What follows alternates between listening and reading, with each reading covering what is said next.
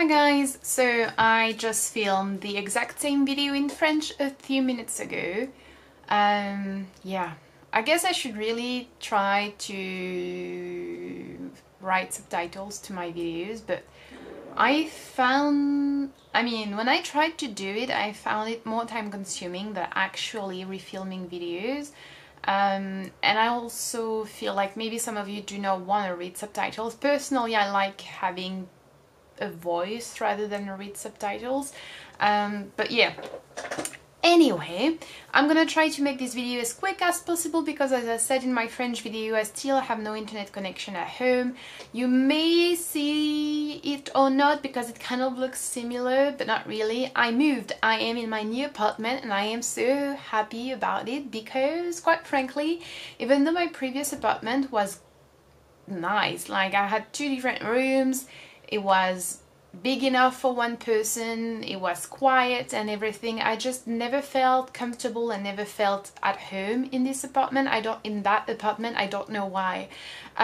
So yeah, I am in my new apartment and I'm still living around and among boxes and piles of clothes, and I have no internet connection, I have no hot plates to cook. Yeah, I mean, it's a big mess. It's really stressful for me to live surrounded by boxes and things that aren't, like, it's not that I'm necessarily very organized, but I like to feel cozy, I like to feel at home. But I'm taking it, slowly and calmly because I know that I'm gonna feel comfortable in this apartment because I already feel comfortable even though I live among boxes, so it's exciting, and I'm gonna probably show it to you in a future video a little bit, not really in my apartment. I've never done an apartment tour and I don't think I ever will, but yeah, you're gonna see what it looks like. And yeah, so I have a few things to tell you. I don't have internet connection, as I told you, so that means I won't be able to post a lot, and that means also I won't be able to post like travel vlogs. I have one last travel vlog from Istanbul, but those videos are like huge to export and to upload online, so I can't do that with my internet from my phone. So short and quick and easy and simple videos that will be. That was the first thing. The second thing is 2 important kind of news that you probably have heard about if you're following me on Twitter or if you're following me on Instagram. And if you're not, well, links are down below as always. So yeah, I actually really post frequently on Instagram, and that's one of the platforms where I exchange the most with people. So if you're interested, you could go and check it out. So I have decided to start my blog again. So if you've been following me for a while, you may remember that I had a blog, and I had to stop because I was so busy with school and competitive exams and work, and I really miss blogging. I love making videos, I love making podcasts as well now, but I also really like blogging. I think it's really nice, especially when it comes to travel. So my blog is mostly about traveling and about literature. Here and there could be more personal and intimate sort of posts, but it's gonna be mostly about traveling and mostly about literature. So I know that nowadays blogs are not as popular as they used to be, and I totally understand that some people do not want to read anymore or things like that, but if you feel like that could be interesting to you, that would really mean a lot to me actually if you could go and check out my blog, because I spend a lot of time writing my posts. My last 2 posts were a first-time guide for people traveling to Marseille, a city in the south of France, and another one was a peninsula in the south of France as well. And I have post about Bucharest as well, and I'm gonna post about Warsaw, I'm gonna post about Istanbul, about Kazakhstan, Malaysia, about Japan, about Paris, about many different places. And yeah, it takes a lot of time to write this post, especially because I do it in French and in English, so I would really appreciate if you guys could just go and subscribe to the blog as well. And that's on the blog that I will post about the book club. So the book club is really simple, as you probably can guess. Each month I'm gonna pick 2 books so that you can choose between those 2, and we're gonna read them along together during the month. So yeah, if you want to know which books we're gonna read in September, you can already go to my blog, in the description box below you will find the link and see what I chose for us in September. So last month we had two picks, two reads, as I said, those two. So the first one is The Rainmaker's Navigation by Jamal Marjoub, which was translated, which I mean is originally written in English and I read it in French. It's a book about a young man who was born in the UK and goes back to Sudan because that's where his family is from, and he wants to kind of connect to its roots again, but it's intertwined with wars and conflicts in the country. And it takes a very kind of dark turn when he meets a man who's here to work for a company, but we are unsure what he's really up to, I suppose you could say. I didn't like the book very much, to be honest. I thought it was full of potential. It had different themes that would have been super interesting to explore, and I was really excited to discover Sudan and to discover the country, the traditions, perhaps the culture, some characters that would really be interesting and strong characters, but I felt like nothing was really like very much written about in depth in the book. So I always felt like that could have been interesting, that could have been beautiful, that could have been poetic, but it turned out not to be, apart from the end, which was when I really realized that this could have been a great book. But unfortunately the end feels very disconnected from the rest of the novel. So I didn't like this book very much, but it could be me, you know, it could be just me, that's just my opinion. So yeah, I am still interested in learning about Sudan actually, so I'm gonna try to find other authors, perhaps more like classics, I suppose, because this one is contemporary. If you want to read more about my opinions and my review on the book, I wrote about it on my blog. So the next book we were reading in August was this one, which is a fucking big book. It's called The Museum of Innocence by Orhan Pamuk, and it was gifted to me by Erwan, a very nice Turkish man whom I met when I was in Istanbul. So I did really enjoy the book. This is such a complex and such a rich book. There would be so many things to be said about it, so I can't really make like an exhaustive list of all the different themes, all the different reasons why I found it interesting. If you want to read more about it, I really encourage you to go and check out the blog, but to be a little bit concise and a little bit quick on it in this video, a lot of people describe this as a love story. Personally, I didn't feel like I was reading a love story at all. I felt like I was reading a book about human psyche and human ways to deal with the world. I feel like the book really touches on a lot of subjects like desires, like grief, like a relation and, you know, refusal, like a very kind of a rejection of reality, I suppose. It also deals with society and how sometimes some societies are like struggling to find the balance between progressiveness and changing and evolving, and still, you know, the like traditions and the orthodoxy of the country.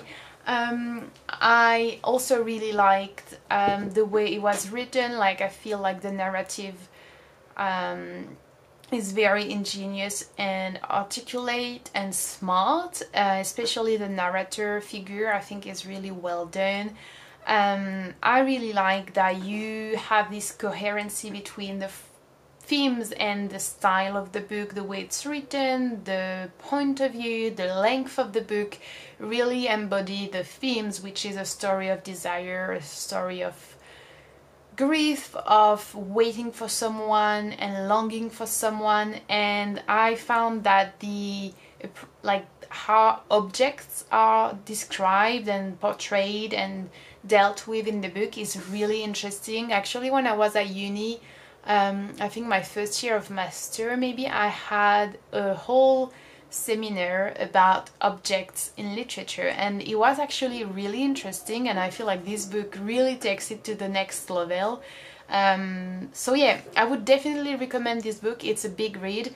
Don't go into this book thinking you're gonna read a love story, an enjoyable story. It's a book that needs to be read in different layers for it to be enjoyed, but it's definitely, I feel like it's kind of a masterpiece in its genre, so definitely we would recommend. Then I read this one, which is an anthology of contemporary Arab poetry. Yeah, nothing to be really said about this one apart that it's beautiful. It's a bilingual edition, so you have the text in French and then you have the text in Arabic. It's a collection of different authors from different countries like Syria, Algeria, Egypt, Palestine, Lebanon, Morocco as well. Some are really famous, like Mahmoud Darwish, yes. Some are unknown to me, at least. I really like this. I feel like I'm getting a lot more into contemporary poetry. Not French one though, I have to say, not even English one, sometimes a little bit, but Arabic poetry is really interesting. And when you think about contemporary Arabic poetry, because I mean most of the Arabic speaking country like Egypt or Lebanon, they don't have the same history when it comes to literature as we have in Europe. All of the things that are more even modern and contemporary still feel a bit more like what we had in like the 20th century in France, for example. So that's why I like it. I think it's still not as modern as what we have nowadays in Europe or in the US, for example, which I really do not like. But yeah, I'm hoping that one day I can read at least one poem in my life in Arabic. But yeah, it's beautiful. I would highly encourage anyone to, you know, if you are unfamiliar with it, turn to Arabic literature. It's beautiful. And I have a little bit of a bias for Egyptian and Palestinian literatures, but you know. Then I read this one by Aimé Césaire, who, I mean, how could I describe him?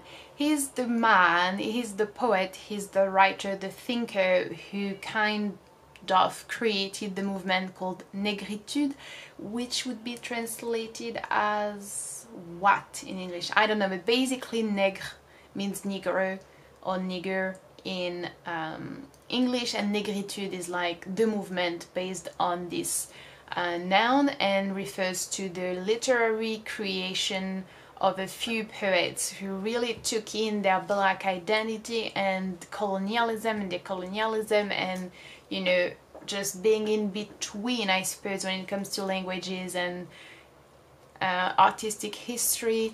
This is a long poem and it is quite difficult to understand. It has a lot of images, it's very modern, there is absolutely, I mean, almost no punctuation. It kind of reminds me of surrealism in some ways. I didn't think it was extremely beautiful, as, you know, wow, it's beautiful, as I often feel when I read surrealist poetry. But it was definitely interesting, it was definitely powerful. It's a very powerful writing style, I would say, and it's definitely a book that needs to be read several times to be really understood. I really want to make a video or a podcast, probably more a podcast in English about La Négritude. Also in French I would like to, but I feel like maybe it'd be more interesting to do it in English for, you know, non-French people to know about it. So maybe it's gonna come up in the following month, who knows. And last but not least, I read this one, and you may be wondering, what is this cover?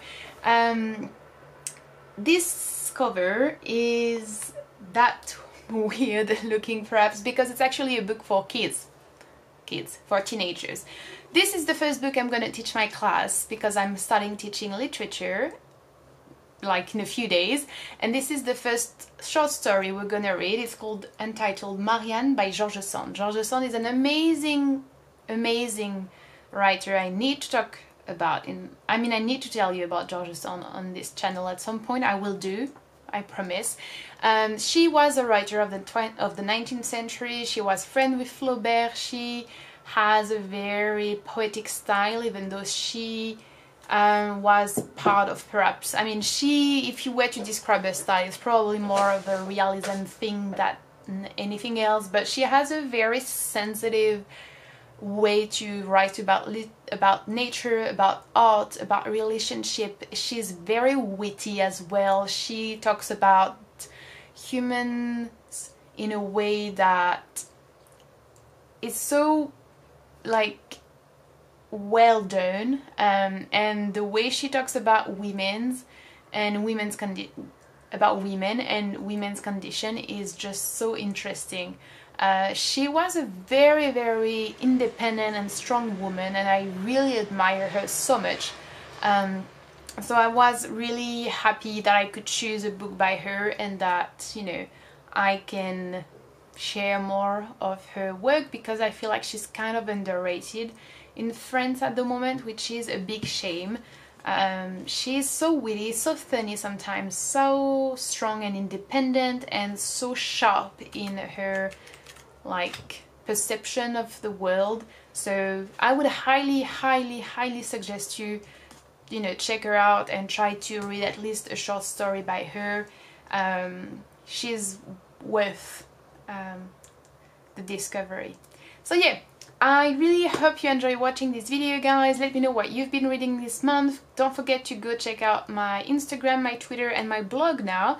And I really hope you're gonna read along with me in September. If you want to support me financially, that would be really great, but if you can't, no pressure. I have a Patreon page. You can support me with $1 a month, and I post pictures, videos, I share different things with you, and that really helps with, you know, creating videos in English and in French quite frequently. So thank you very much, and I'll see you soon. Bye!